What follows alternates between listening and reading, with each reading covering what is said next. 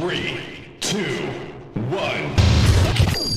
You're watching TKO Takeover. We are here to help you with your everyday needs. In this video, I'm going to show you how to achieve a high score in Block Blast using two simple but effective tips. The first tip is to use your revive wisely. When you run out of lives and watch an ad continue, you'll get a new set of blocks.